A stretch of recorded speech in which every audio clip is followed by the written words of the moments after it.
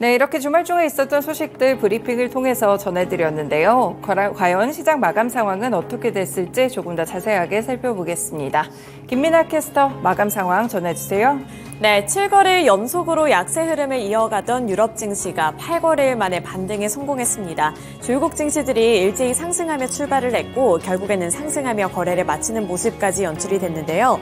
한 주간의 흐름 살펴보시면 월요일부터 금요일장 계속해서 하락하는 흐름이 나타났지만 금요일 시장에 조금이나마 이렇게 반등해주는 모습이 연출이 됐습니다. 따라서 유로스톡스 50 지수도 살펴보시면 0.38% 소폭 올랐고요. 4,237포인트 선에서 종가를 형성을 했습니다. 이렇게 개장부터 상승 출발을 하고 결국에는 상승 마감을 할 수 있었던 것은 독일의 경제 지표에 있었는데요. 독일의 물가지수인 CPI가 둔화했다는 소식에 상승 개장을 했고 또 투자 심리가 조금은 살아나는 모습이 연출이 됐습니다. 독일 CPI는 유럽 중앙은행의 인플레이션 목표치인 2%를 훨씬 웃돌기는 했습니다만 상승세가 둔화하고 있다는 점에서 고무적이라는 평가를 받고 있고요. 이러한 부분들이 7거래일 연속으로 하락했던 유럽 증시 쪽으로 매수세를 유입시켰다라고 살펴보시면 되겠습니다. 네, 이어서 국제 유가 흐름 살펴보겠습니다. 국제 유가 선물 가격 살펴보시면 0.32% 소폭 밀려났습니다. 87달러 선에 거래를 마치는 모습이었고요. 지난 한 주 국제 유가 살펴보시면 굉장히 강한 흐름이 나타났다는 점 살펴보실 수가 있습니다. 지속적으로 이 감산에 대한 이슈가 불거지면서 앞으로 이 공급과 수요 간의 불균형이 지속이 될 것이다라는 분석과 함께 국제 유가가 강세 흐름을 나타냈고요. 그리고 한 주간의 흐름 또 금요일 시장을 살펴보셨을 때 국제 유가 같은 경우에는 산유국의 감산 정책 때문에 브렌트유 같은 경우에는 90달러 선을 돌파해내는 모습이 연출이 되기도 했습니다. 이러한 부분들 체크해 보시면서 이번 한 주는 어떠한 흐름이 나타나게 될지도 살펴보셔야겠고요. 이제 13일에 발표가 되는 미국의 CPI도 함께 눈여겨보셔야겠습니다. 네, 이렇게 유럽 증시 그리고 국제 유가 흐름까지 함께 살펴봤고요. 이제 이어서 미국 증시 마감 상황은 SH인베스트먼트 김선영 연구원 통해서 들어보도록 하겠습니다. 네, 연구원님 안녕하세요. 네, 안녕하십니까. 네, 금요일 미국 증시 마감 상황 궁금한데요. 어떻게 마감했을까요? 예, 지난 금요일 뉴욕 증시는 장중 좁은 범위 내 등락을 거듭한 후 소폭의 상승으로 거래를 마쳤으며 지수별로는 다우지수가 0.2, S&P 500은 0.14, 나스닥이 0.09% 상승했으며 노동절 휴일로 인해 단축된 지난 한 주간 나스닥은 1.9% 하락해 2주 연속의 상승세가 중단됐으며 다우지수는 0.8%, S&P 500은 1.3%의 하락으로 한 주를 마쳤습니다. 국제 유가의 상승세 속에 시장은 오는 13일에 발표될 예정인 8월 CPI를 앞두고 관망세를 보이고 있는데요. CME 그룹의 패드워치에 따르면 9월 20일 연준이 금리를 현 수준에서 동결할 확률을 약 93%, 그리고 11월 회의에서 동결 확률은 53% 정도로 점쳐지고 있으며 여기에 중국 정부의 애플 기기 사용 금지를 둘러싸고 미중 갈등이 재점화된 점도 투자 심리에는 부담을 가했습니다. 업종별로는 유틸리티, 에너지, 통신 서비스 등이 상승했던 반면 운송, 산업, 부동산, 소재, 건설 업종이 하락했고 벤치마크인 10년 만기 국채금리는 4.258%, 달러 인덱스는 보합권에서 거래를 마쳤습니다. 특징 종목들을 보면 주주 배당 지급을 당분간 중단한다고 밝힌 로스앤젤레스에 본사를 두고 있는 상업용 부동산 업체 허드슨 퍼스픽 프로퍼티스가 2.57%의 하락세로 거래를 마쳤고 반면 증권사 BofA가 투자 의견을 기존의 중립에서 매수로 상향 제시한 데 따라 바이오 업체 길리아드 사이언스는 2.8%의 상승으로 거래를 마감했습니다. 미국의 10년 만기 국채 수익률이 상승하면서 기업들의 차입 비용이 꾸준히 오르고 있는 가운데 미국의 우량 기업들이 앞다투어 회사채 발행에 나서고 있습니다. 지난 한 주간 미국 채권 시장에서는 우량 기업들의 회사채 발행이 몰리면서 채권 발행 규모가 500억 달러 이상을 돌파했다고 월스트리트저널이 피치북을 이용해 전하고 있는데요. 우량 기업이란 회사 신용이 투자 등급 이상인 경우를 말하며 지난 9월 5일에는 필립 모리스 인터내셔널을 비롯해 듀크 에너지, 서던 컴퍼니 등 우량 기업 19곳이 미국 내에서 채권 47종을 발행했고 이들 기업이 발행한 회사채 수는 피치북이 집계를 시작한 2012년 이후 1일 단위로 최대 규모였으며 판매 금액은 모두 합쳐 380억 달러에 달했고 금액을 기준으로 보면 2020년 4월 이후 최대였으며 이어 9월 6일에도 미국에서만 총 135억 달러의 규모의 채권 10종을 판매한 것으로 알려지고 있습니다. 한편 금리가 오르면서 기업들의 이자 부담이 높아지며 인수합병 시장이 위축될 것이라는 우려도 커지고 있는데요. 골드만삭스는 올해 글로벌 M&A 규모는 작년에 비해 약 40%가 감소했으며 2013년 이후 가장 둔화된 분위기를 연출하고 있다고 지적하고 있습니다. 인도와 동남아시아 등 태평양 국가들이 향후 세계 경제 성장의 중요한 동력이 될 것이라는 분석이 제기되고 있습니다. S&P 글로벌의 아시아 태평양 수석 이코노미스트인 라지브 비스와스는 최근 싱가포르에서 열린 아시아 태평양 서기회의에서 앞으로 10년을 보면 아시아 태평양 지역이 세계 경제에서 가장 빨리 성장하는 신흥시장이 될 것이라면서 이 지역은 장단기적으로 세계 경제 성장을 위한 핵심 동력이라고 강조했습니다. 그는 인도 경제가 대규모로 확장 중이고 인도네시아, 필리핀, 베트남 등 동남아시아 지역에서도 강한 성장이 기대된다면서 향후 10년간 전 세계 GDP 증가의 약 55%가 이 지역에서 나올 것이라고 예상한다고 덧붙였는데요. S&P 측에 따르면 베트남의 올해 2분기 GDP 성장률은 전년 동기 대비 4.14%가 증가해 1월에 1분기보다 3.28%가 증가하고 동남아시아 최대 규모의 인도네시아의 2분기 성장률은 5.17%, 필리핀 경제는 같은 기간 4.3% 성장할 것으로 집계하고 있으며 인도의 2분기 성장률은 동남아 국가보다 훨씬 높은 7.8%로 예측하고 있습니다. 마약성 진통제인 오피오이드의 남용 중독을 조정했다는 이유로 제기된 소송을 해결하기 위해 12억 달러 이상을 합의하기로 지불하는 데 합의했다고 밝힌 미국 최대 슈퍼마켓 체인 크로거의 주가가 오히려 3.1%가 상승해 46달러 94센트 거래를 마쳤습니다. 크로거는 2분기 실적 발표에 앞서 보도자료를 통해 이 같은 합의 사실을 공개했고 실적 결과는 시장 예상에 부합한 것으로 나타났는데요.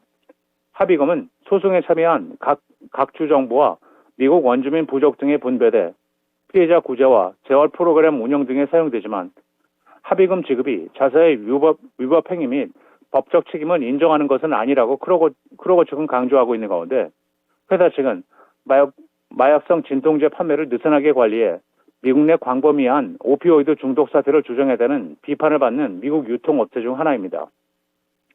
마지막으로 내일은 예정된 경제 지표는 없으며 소프트웨어 업체 오라클을 시작으로 미션 프로듀스 잉크, KCS 제너럴, 퓨얼셀 에너지가 지난 분기 실적을 발표하게 됩니다. 네, 이렇게 실적 발표 일정까지 함께 들어봤습니다. 오늘 말씀 고맙습니다. 네, 감사합니다. 네, 금요일 시장 유럽 증시 그리고 미국 증시 마감 상황 함께 들어봤습니다. 이어서 금요일 국내 증시는 어떻게 마감을 지었을지 함께 살펴보도록 할 텐데요. 전 코스피 그리고 코스닥 양지수 엇갈린 채로 거래를 마쳤습니다. 코스피는 하락 마감했지만 그래도 장 초반에 키워 나갔었던 낙폭을 일부 회복하면서 약보합권에서 마무리를 지었는데요. 코스피는 전일 종가 대비 0.02% 하락한 2,547포인트 선에서 종가를 형성을 했습니다. 어떠한 흐름이 포착이 됐는지 이제 섹터별로 살펴보도록 할 텐데요. 코스피 시장에서는 기관 투자자들 그리고 금융투자형 매수 물량이 큰 폭으로 들어오면서 이렇게 낙폭을 회복하려는 시도가 나타났다고 보시면 되겠습니다. 저는 가장 큰 섹터인 전기전자 섹터부터 살펴보도록 할 텐데요. 반도체주들 일제히 하락했고요. 2차전지 셀업체들도 하락하며 거래를 마쳤습니다. 삼성전자가 0.14% 소폭 밀려났고요. SK하이닉스 같은 경우에는 4%대 약세 흐름을 기록을 하면서 4.05% 하락한 11만 3,700원의 종가를 기록했습니다. 장 초반까지만 하더라도 11만 원 후반 부근, 11만 7천 원 부근에서 거래가 됐는데 낙폭을 점점 더 키워나가더니 4%대까지 밀려나는 흐름이 포착이 됐습니다. 이렇게 삼성전자 그리고 SK하이닉스뿐만 아니라 반도체주들은 일제히 다 약세를 기록을 했는데 이 부분은 특징주 넘어가서 살펴보도록 하겠고요. 2차 전지 셀업체들 금요일 시장에서 조정을 받았습니다. LG 에너지솔루션이 1.55% 하락했고요. 삼성 SDI도 1.01% 하락 마감한 가운데 LG화학도 2.25% 약세 흐름을 기록을 했습니다. 그나마 포스코 그룹주들 쪽에서는 반등하는 움직임이 나타났는데요. 포스코 퓨처엠이 1.33% 올랐고요. 또 포스코 홀딩스가 2.64%, 포스코 인터내셔널도 2.04% 오르면서 2차 전지로 묶여있는 종목들 내에서는 포스코 그룹주들이 반등해주는 움직임을 나타냈다는 점 체크해 보시면 좋을 것 같습니다. 네, 그리고 자동차 관련 종목들, 자동차주들 살펴보시면 현대차, 기아 일제히 밀려나면서 하락 마감했고요. 현대모비스 같은 경우에도 0.63% 하락한 채로 거래를 마쳤습니다. 그리고 네이버와 카카오 같은 인터넷 플랫폼주들도 일제히 하락했는데 네이버가 0.69%, 또 카카오가 1.03% 약세로 거래를 마치는 모습이었습니다. 이렇게 시가총액 상위 종목들 전반적으로 약한 투자 심리가 드러났고 그나마 이제 제약바이오 섹터 내에서는 개별적인 호재 소식에 따라서 민감하게 좀 오르는 모습이 연출이 됐다든지 아니면은 투자 심리가 이쪽으로 몰리면서 전반적으로 빨간불을 켜냈다는 점 확인을 해보시면 좋을 것 같습니다. 네, 이어서 코스닥으로 넘어가 보도록 하겠습니다. 코스닥은 코스피와 다르게 오랜만에 상승한 채로 거래를 마쳤는데요. 코스닥은 3거래일 만에 상승 전환에 성공을 하면서 그 전거래일 종가 대비 0.86% 올랐고요. 914포인트 선의 종가를 형성을 했습니다. 마찬가지로 기관 투자자들의 매수세가 유입이 되면서 이렇게 지수를 견인했다고 살펴보시면 되겠고요. 섹터별로 시가총액 상위 종목들 위주로 살펴보도록 하겠습니다. 우선은 에코프로 그룹주들 살펴보도록 하죠. 에코프로가 1.49% 반등해줬습니다. 그리고 에코프로 BM이 3.46% 강세로 거래를 마쳤는데 주가 흐름 함께 살펴보도록 하겠습니다. 에코프로의 같은 경우 이제 장 중반까지는 이렇게 변동성이 상당히 강했었고 장 초반에 이렇게 급락하는 모습이 연출되기도 했습니다만 막판에 가서 매수세가 크게 유입이 됐고요. 따라서 급등을 해줬습니다. 그리고 장중의 고점 살펴보시면 102만 2천 원이었는데 이 고점 부근에서 종가를 형성해냈다고 보시면 되겠습니다. 사실 장중에는 100만 원 선이 깨졌습니다. 100만 원 선이 깨지면서 90만 원대까지 밀려났었고요. 장중 저점 97만 5천 원이었는데 그래도 다행인 것은 마지막에 가서 다시 100만 원 선 회복을 했다는 점이라고 볼 수가 있겠습니다. 또 에코프로뿐만 아니라 에코프로 BM의 경우에도 3.46% 올랐는데 장 막판부에 가서 이렇게 매수세가 급격하게 유입이 됐고 따라서 29만 9천 원의 종가를 형성해내는 모습이었는데요. 30만 원 선을 눈앞에 두고 있다는 점 확인을 해보시면 좋을 것 같습니다. 최근에 에코프로 그룹주들 급락을 했죠. 그래서 이제 탄력을 거의 다 뱉어내는 모습이 연출이 됐는데 이번에 수급을 살펴보시면 기관 투자자들 그리고 개인 투자자들이 동반 매수에 나섰다는 모습을 확인해 볼 수가 있습니다. 이렇게 특히나 개인 투자자들이 이제 에코프로 그룹주들 쪽으로 다시 관심을 보이면서 막판에 이렇게 급등하는 모습이 연출됐다고 보시면 되겠고요. 다만 여기서 한 가지 주의하셔야 할 부분은 개인 투자자들이 다시 한번 매수세를 유입시키고는 있지만 에코프로의 공매도 잔액은 1조 6천억 원대로 다시 급증하고 있다는 점입니다. 이러한 부분들 확인해 보시면서 앞으로의 주가 흐름 파악해 보셔야겠고요. 또 코스닥에서는 제약바이오 섹터 강했습니다. 전반적으로 이쪽에서는 투자 심리가 좋은 모습이 나타나고 있고 투자 심리 좀 뜨거운 모습이 꺼지지 않는 모습이 연출이 되고 있는데 개별적인 호재 소식에 따라서 움직이는 종목들도 있겠습니다만 최근에는 비만 치료제, 당뇨 치료제, 또 치매 이 세 가지 분야에서 시장이 확대될 것이라는 기대감 때문에 제약바이오주들 쪽으로도 매수세가 유입이 되고 있다고 보시면 되겠습니다. 그리고 반도체주들은 앞서 말씀드린 대로 전반적으로 투자 심리가 약한 모습이 연출이 됐고요. 레인보우 로보틱스, 로봇주들 최근에 잘 가고 있는데 추가적인 상승률 기록하면서 11.58% 급등세를 연출을 했습니다. 그리고 보시면 엔터주들 나쁘지 않습니다. JYP 엔터테인먼트가 2.18%, SM이 0.61% 올랐고요. 그리고 포스코 그룹주들 살펴보시면 코스닥에서도 포스코 DX가 3.23% 올랐습니다. 6만 700원을 기록하며 거래를 마쳤습니다. 네, 이어서 특징주로 넘어가 보도록 하겠습니다.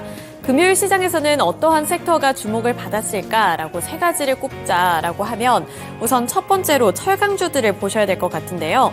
철강주들이 경기 민감주임에도 불구하고 금요일 시장에서는 전반적으로 강세를 기록을 했습니다.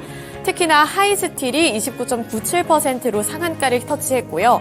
금강철강이 23.21% 마찬가지로 급등세를 연출했습니다. 그 밖에 문배철강도 9.68% 올랐고요. 휴스틸이 4.09%, KG스틸도 4.08% 전반적인 강세 흐름을 기록을 했습니다. 최근에 미국 그리고 중국 간에 이러한 여러 가지 갈등이 빚어지고 있는 상황 속에서 미국과 EU가 중국을 겨냥해서 철강 관세를 검토하고 있다라는 소식에 우리나라 기업들 쪽으로 반사 수혜가 예상이 된다는 이러한 투자 심리와 함께 급등하는 모습이 연출이 됐는데요.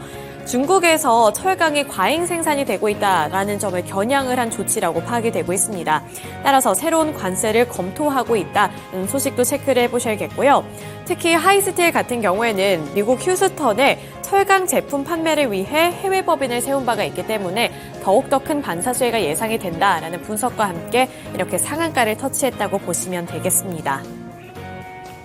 네, 이어서 두 번째 특징주 살펴보도록 할 텐데요. 이번에는 테마성 움직임이 강했던 섹터 살펴보도록 하겠습니다. 농업 섹터에서 보시면 요소수 그리고 비료 또는 사료 관련 종목들이 급등하는 양상을 나타내줬는데요. KG케미칼이 19.02% 올랐고요. 그 밖에 조비 같은 경우에도 20.29% 올랐습니다. 그 밖에 누보 같은 경우에도 8.4% 오른 가운데 남해화학이 9.04%, 또 롯데 정밀화학이 5.93% 오르면서 62,500원의 종가를 기록을 했습니다. 또 KG케미칼 보실까요? KG케미칼 19.02% 오른 8,700원의 거래를 마쳤고요. 가장 많이 오른 종목 중에 하나인 조비 같은 경우에도 20.29% 오른 15,830원의 종가를 기록했습니다. 이쪽 섹터도 결국에는 중국의 이슈 때문에 이렇게 급등을 했습니다. 중국 정부가 자국 내 비료업체 일부에 요소 수출을 중단했다는 소식이 전달이 되면서 국내 증시에서는 이렇게 요소수 관련 종목들, 비료 또 사료 관련 종목들이 급등하는 양상을 나타냈는데요. 롯데 정밀화학 같은 경우에는 요소수 제품인 유록스를 판매 중이고 국내 점유율 50%를 차지하고 있다는 점이 부각을 받으면서 주가가 상승을 했습니다. 다만 앞서 살펴봤다시피 이 롯데 정밀화학 같은 경우에는 장 초반에 급등을 했다가 다른 이 관련 종목들에 비해서는 탄력이 둔화되는 흐름을 나타내줬고요. 한국 같은 경우에는 중국산 요소 의존도가 굉장히 높기 때문에 조금 더 눈여겨보셔야 할 필요가 있습니다. 의존도가 90%에 가깝고 지난 2021년 11월에도 중국에서 요소 수출 제한을 겪었는데 따라서 우리나라에서는 대란을 겪은 바가 있었죠. 그때 요소 같은 경우에 가격이 거의 10배 이상으로 또 급등하는 모습이 연출이 됐기 때문에 이 테마 관련 종목들 오늘 시장에서는 어떠한 흐름이 포착이 될지도 눈여겨보시면 도움이 될 것 같습니다. 네, 마지막 섹터로 이제 반도체 종목들 살펴보도록 하겠습니다. 코스피 반도체 투톱도 일제히 하락을 했고 그리고 코스닥에서도 전반적인 이 중소형 반도체주들 일제히 파란불을 켜내는 모습이 연출이 되고 있는데요. 리노공업도 4.8% 밀려났고 HPSP도 1.45% 하락했습니다. ISC가 5%대, 하나마이크론도 5%대 이렇게 전반적인 약세를 기록을 했는데 미국 그리고 중국 간에서는 갈등이 격화되고 있는 조짐이 나타나고 있죠. 우선은 미국 쪽에서는 화웨이에서 7나노미터 반도체를 사용을 했다라는 소식을 접한 이후에 중국 쪽의 규제를 강화하려는 움직임을 나타내고 있습니다. 여기에 중국도 맞대응으로 지금 애플을 쓰지 말아라라는 규제 조치를 내리고 있는 상황에서 미국과 중국 간의 갈등이 격화가 될 경우 우리나라 반도체 종목들 또 반도체 기업들도 타격을 입는 것 아니냐 하는 우려감이 번지고 있는 상황인데요. 특히 지금 반도체 업계 그리고 증시 전문가들은 삼성전자 그리고 SK하이닉스 쪽으로도 우려감을 키워나가고 있습니다. 삼성전자와 SK하이닉스는 중국에서 메모리 반도체 공장을 가동 중에 있기 때문에 이 미중 갈등이 격화가 될 경우 그쪽으로도 규제가 더 강해지는 것 아니냐라는 우려감이 빚어지고 있는 상황인데요. 따라서 중국과 미국 간의 갈등 이 부분 눈여겨보시면서 이번 한 주도 반도체주들 어떻게 움직일지도 함께 눈여겨보시면 도움이 될 것 같습니다. 네, 이렇게 특징주들까지 함께 알아봤고요. 지금까지 글로벌 증시 마감 상황이었습니다.